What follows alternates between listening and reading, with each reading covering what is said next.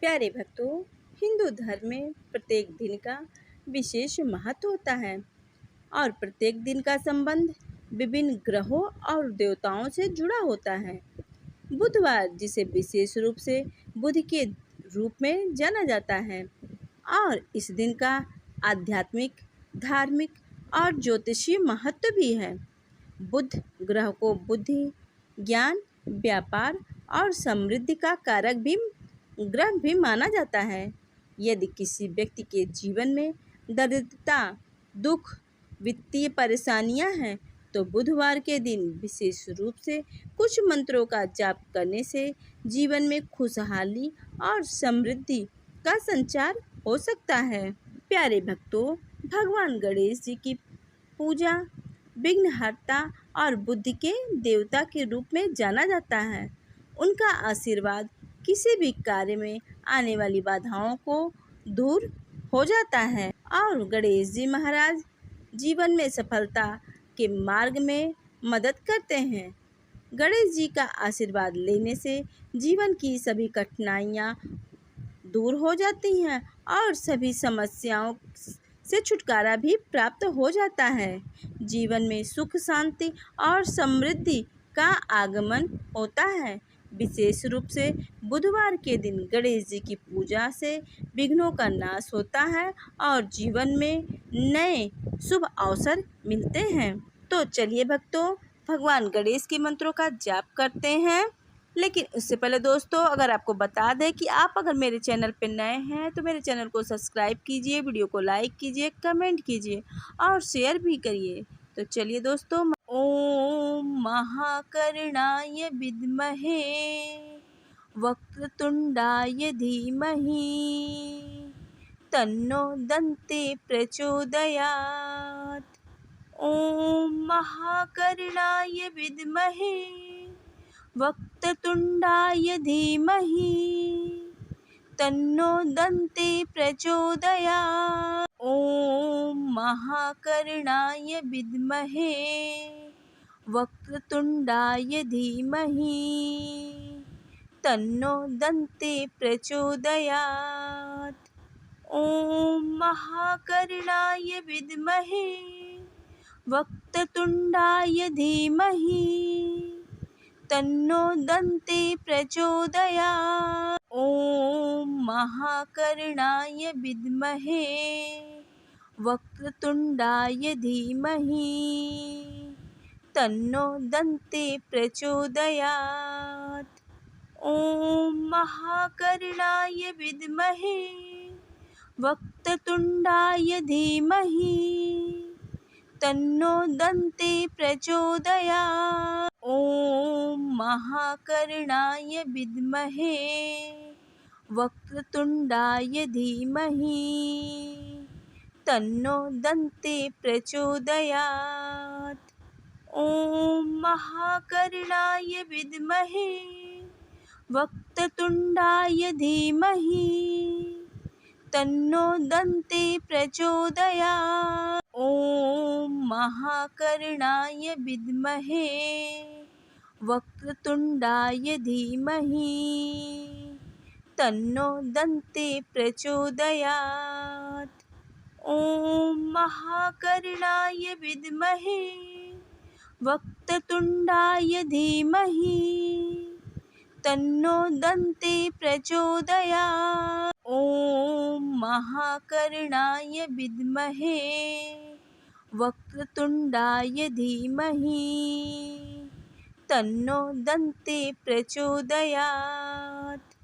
ओम महाकर्णाय विद्महे वक्रतुंडाय धीमहि तन्नो दन्ते प्रचोदयात्। ओम महाकर्णाय विद्महे वक्रतुंडाय धीमहि तन्नो दन्ते प्रचोदयात्।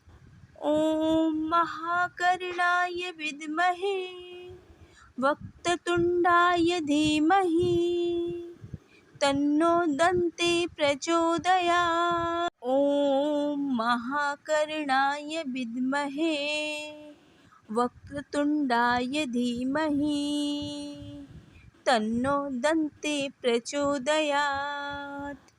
ॐ महाकर्णाय विद्महे वक्रतुण्डाय धीमहि तन्नो दन्ते प्रचोदयात्। ॐ महाकर्णाय विद्महे वक्रतुण्डाय धीमहि तन्नो दन्ते प्रचोदयात्। ॐ महाकर्णाय विद्महे वक्रतुण्डाय धीमहि तन्नो दन्ते प्रचोदयात्। ॐ महाकर्णाय विद्महे वक्रतुण्डाय धीमहि तन्नो दन्ते प्रचोदयात्। ॐ महाकर्णाय विद्महे वक्रतुण्डाय धीमहि तन्नो दन्ते प्रचोदयात्। ॐ महाकर्णाय विद्महे वक्रतुण्डाय धीमहि तन्नो दन्ते प्रचोदयात्। ॐ महाकर्णाय विद्महे वक्रतुण्डाय धीमहि तन्नो दन्ते प्रचोदयात्। ॐ महाकर्णाय विद्महे वक्रतुण्डाय धीमहि तन्नो दन्ते प्रचोदयात्। ॐ महाकर्णाय विद्महे वक्रतुण्डाय धीमहि तन्नो दन्ते प्रचोदयात्। ॐ महाकर्णाय विद्महे वक्रतुण्डाय धीमहि तन्नो दन्ते प्रचोदयात्। ॐ महाकर्णाय विद्महे वक्रतुण्डाय धीमहि तन्नो दन्ते प्रचोदयात्। ॐ महाकर्णाय विद्महे वक्रतुण्डाय धीमहि तन्नो दन्ते प्रचोदयात्। ॐ महाकर्णाय विद्महे वक्रतुण्डाय धीमहि तन्नो दन्ते प्रचोदयात्। ॐ महाकर्णाय विद्महे वक्रतुण्डाय धीमहि तन्नो दन्ते प्रचोदयात्। ॐ महाकर्णाय विद्महे वक्रतुण्डाय धीमहि तन्नो दन्ते प्रचोदयात्। ॐ महाकर्णाय विद्महे वक्रतुण्डाय धीमहि तन्नो दन्ते प्रचोदयात्।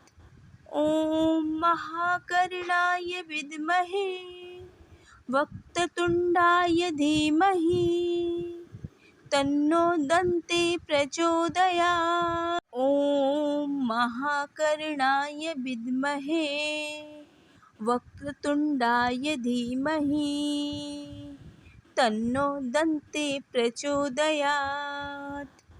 ॐ महाकर्णाय विद्महे वक्रतुण्डाय धीमहि तन्नो दन्ते प्रचोदयात्। ॐ महाकर्णाय विद्महे वक्रतुण्डाय धीमहि तन्नो दन्ते प्रचोदयात्। ॐ महाकर्णाय विद्महे वक्रतुण्डाय धीमहि तन्नो दन्ते प्रचोदयात्। ॐ महाकर्णाय विद्महे वक्रतुण्डाय धीमहि तन्नो दन्ते प्रचोदयात्। ॐ महाकर्णाय विद्महे वक्रतुण्डाय धीमहि तन्नो दन्ते प्रचोदयात्। ॐ महाकर्णाय विद्महे वक्रतुण्डाय धीमहि तन्नो दन्ते प्रचोदयात्। ॐ महाकर्णाय विद्महे वक्रतुण्डाय धीमहि तन्नो दन्ते प्रचोदयात्। ॐ महाकर्णाय विद्महे वक्रतुण्डाय धीमहि तन्नो दन्ते प्रचोदयात्। ॐ महाकर्णाय विद्महे वक्रतुण्डाय धीमहि तन्नो दन्ते प्रचोदयात्। ॐ महाकर्णाय विद्महे वक्रतुण्डाय धीमहि तन्नो दन्ते प्रचोदयात्।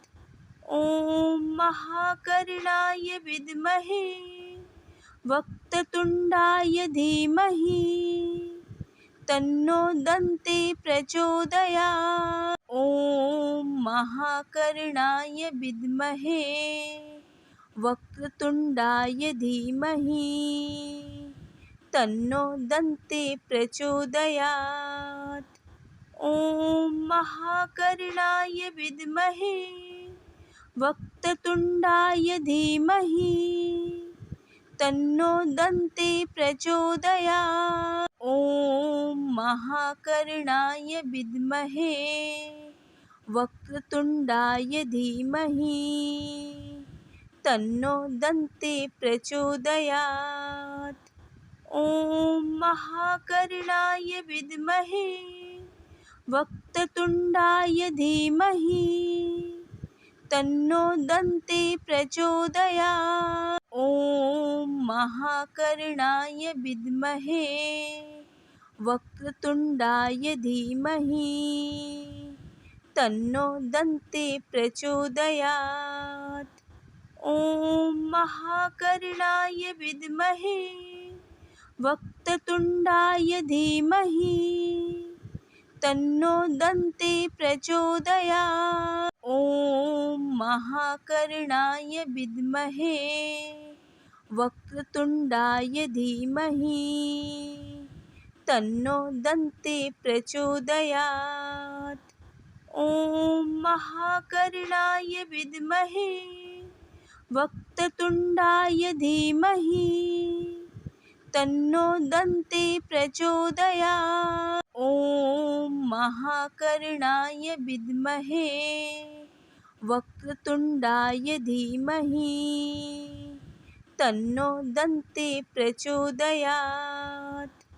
ॐ महाकर्णाय विद्महे वक्रतुण्डाय धीमहि तन्नो दन्ते प्रचोदयात्। ॐ महाकर्णाय विद्महे वक्रतुण्डाय धीमहि तन्नो दन्ते प्रचोदयात्। ॐ महाकर्णाय विद्महे वक्रतुण्डाय धीमहि तन्नो दन्ते प्रचोदयात्। ॐ महाकर्णाय विद्महे वक्रतुण्डाय धीमहि तन्नो दन्ते प्रचोदयात्। ॐ महाकर्णाय विद्महे वक्रतुण्डाय धीमहि तन्नो दन्ते प्रचोदयात्। ॐ महाकर्णाय विद्महे वक्रतुण्डाय धीमहि तन्नो दन्ते प्रचोदयात्।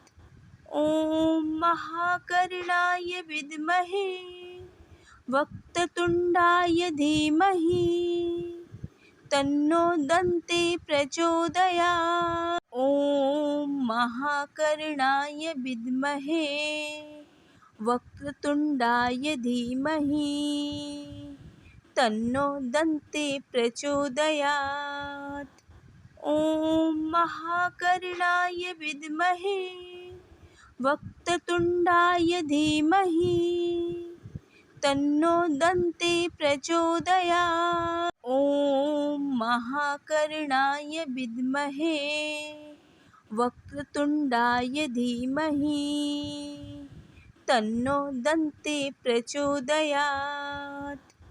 ॐ महाकर्णाय विद्महे वक्रतुण्डाय धीमहि तन्नो दन्ती प्रचोदयात्। ॐ महाकर्णाय विद्महे वक्रतुण्डाय धीमहि तन्नो दन्ती प्रचोदयात्।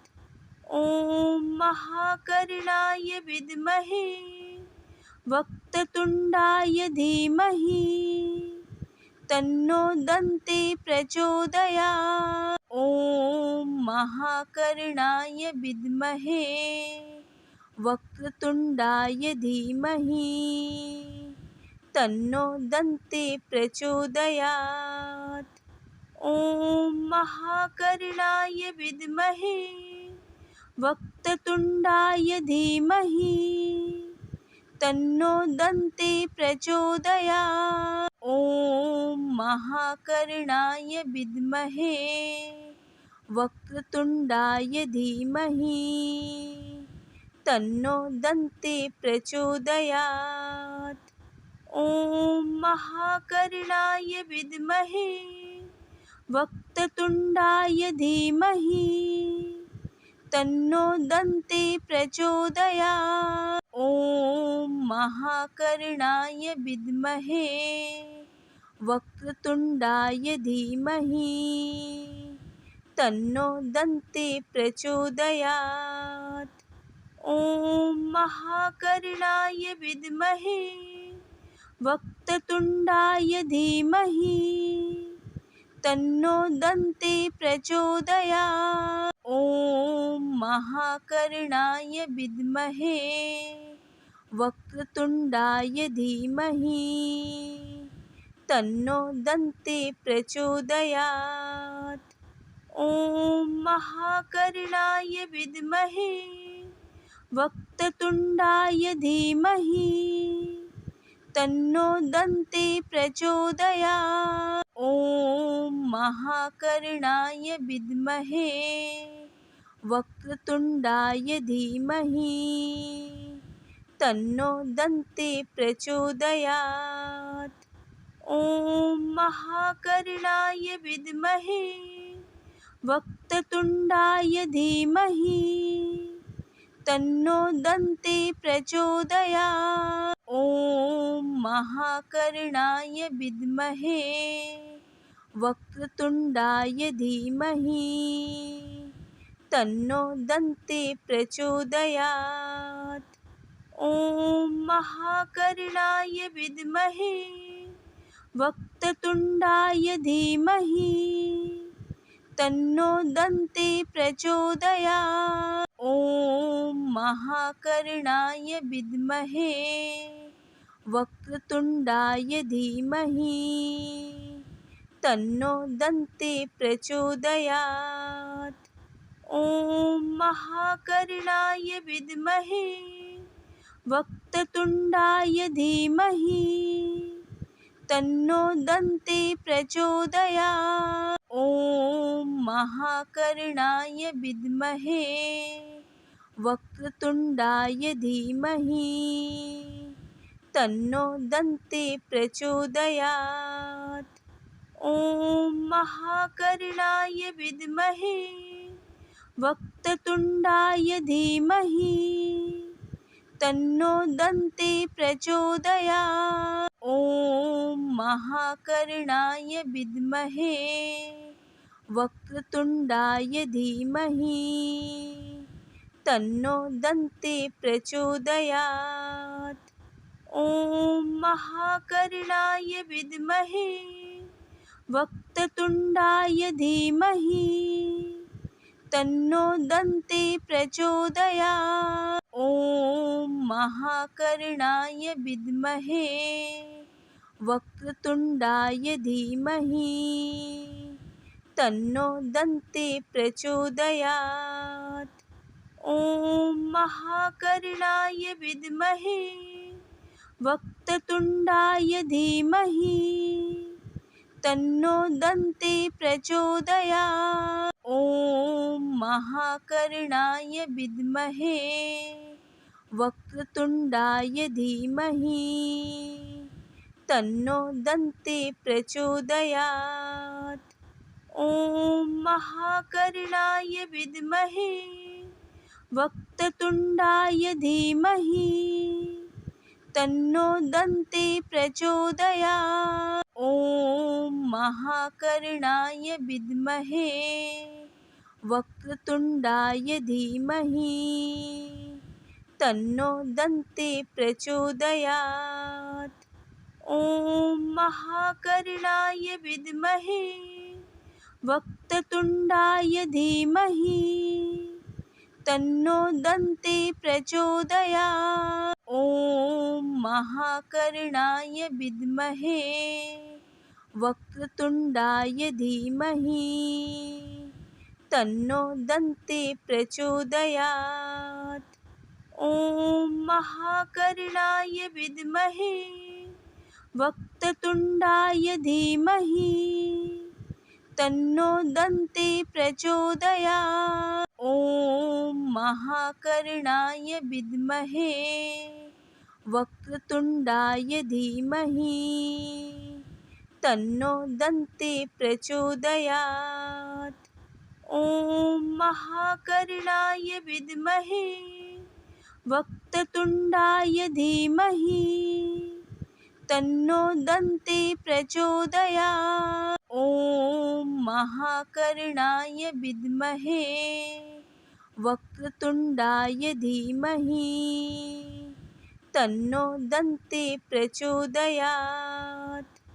ॐ महाकर्णाय विद्महे वक्रतुण्डाय धीमहि तन्नो दन्ते प्रचोदयात्। ॐ महाकर्णाय विद्महे वक्रतुण्डाय धीमहि तन्नो दन्ते प्रचोदयात्। ॐ महाकर्णाय विद्महे वक्रतुण्डाय धीमहि तन्नो दन्ते प्रचोदयात्। ॐ महाकर्णाय विद्महे वक्रतुण्डाय धीमहि तन्नो दन्ते प्रचोदयात्। ॐ महाकर्णाय विद्महे वक्रतुण्डाय धीमहि तन्नो दन्ते प्रचोदयात्। ॐ महाकर्णाय विद्महे वक्रतुण्डाय धीमहि तन्नो दन्ते प्रचोदयात्। ॐ महाकर्णाय विद्महे वक्रतुण्डाय धीमहि तन्नो दन्ते प्रचोदयात्। ॐ महाकर्णाय विद्महे वक्रतुण्डाय धीमहि तन्नो दन्ते प्रचोदयात्। ॐ महाकर्णाय विद्महे वक्रतुण्डाय धीमहि तन्नो दन्ते प्रचोदयात्। ॐ महाकर्णाय विद्महे वक्रतुण्डाय धीमहि तन्नो दन्ते प्रचोदयात्। ॐ महाकर्णाय विद्महे वक्रतुण्डाय धीमहि तन्नो दन्ते प्रचोदयात्। ॐ महाकर्णाय विद्महे वक्रतुण्डाय धीमहि तन्नो दन्ते प्रचोदयात्। ॐ महाकर्णाय विद्महे वक्रतुण्डाय धीमहि तन्नो दन्ते प्रचोदयात्। ॐ महाकर्णाय विद्महे वक्रतुण्डाय धीमहि तन्नो दन्ते प्रचोदयात्। ॐ महाकर्णाय विद्महे वक्रतुण्डाय धीमहि तन्नो दन्ते प्रचोदयात्। ॐ महाकर्णाय विद्महे वक्रतुण्डाय धीमहि तन्नो दन्ते प्रचोदयात्। ॐ महाकर्णाय विद्महे वक्रतुण्डाय धीमहि तन्नो दन्ते प्रचोदयात्। ॐ महाकर्णाय विद्महे वक्रतुण्डाय धीमहि तन्नो दन्ते प्रचोदयात्।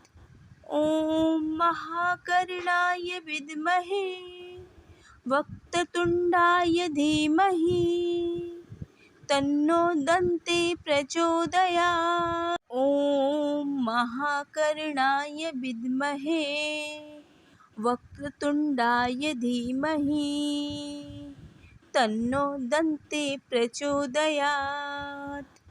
ॐ महाकर्णाय विद्महे वक्रतुण्डाय धीमहि तन्नो दन्ते प्रचोदयात्। ॐ महाकर्णाय विद्महे वक्रतुण्डाय धीमहि तन्नो दन्ते प्रचोदयात्।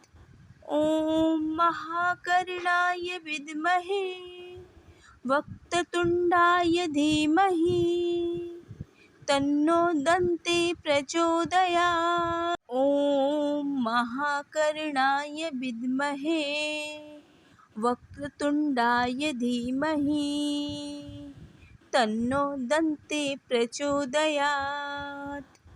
ॐ महाकर्णाय विद्महे वक्रतुण्डाय धीमहि तन्नो दन्ते प्रचोदयात्। ॐ महाकर्णाय विद्महे वक्रतुण्डाय धीमहि तन्नो दन्ते प्रचोदयात्। ॐ महाकर्णाय विद्महे वक्रतुण्डाय धीमहि तन्नो दन्ते प्रचोदयात्। ॐ महाकर्णाय विद्महे वक्रतुण्डाय धीमहि तन्नो दन्ते प्रचोदयात्।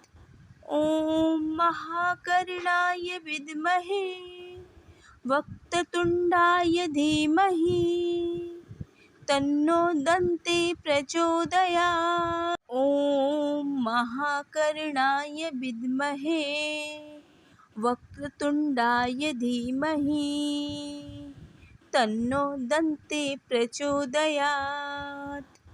ॐ महाकर्णाय विद्महे वक्रतुण्डाय धीमहि तन्नो दन्ते प्रचोदयात्। ॐ महाकर्णाय विद्महे वक्रतुण्डाय धीमहि तन्नो दन्ते प्रचोदयात्।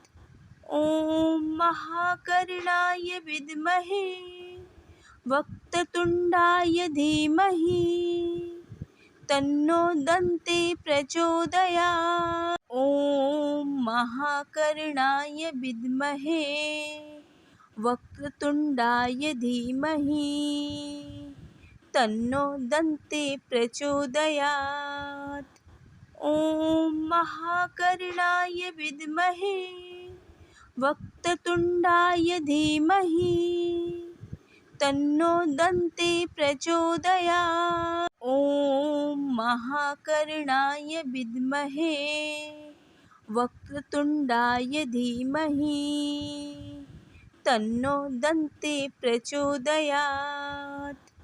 ॐ महाकर्णाय विद्महे वक्रतुण्डाय वक्रतुण्डाय धीमहि तन्नो दन्ती प्रचोदयात्। ॐ महाकर्णाय विद्महे वक्रतुण्डाय धीमहि तन्नो दन्ती प्रचोदयात्। ॐ महाकर्णाय विद्महे वक्रतुण्डाय धीमहि तन्नो दन्ती प्रचोदयात्। ॐ महाकर्णाय विद्महे वक्रतुण्डाय धीमहि तन्नो दन्ती प्रचोदयात्। ॐ महाकर्णाय विद्महे वक्रतुण्डाय धीमहि तन्नो दन्ती प्रचोदयात्। ॐ महाकर्णाय विद्महे वक्रतुण्डाय धीमहि तन्नो दन्ती प्रचोदयात्। ॐ महाकर्णाय विद्महे वक्रतुण्डाय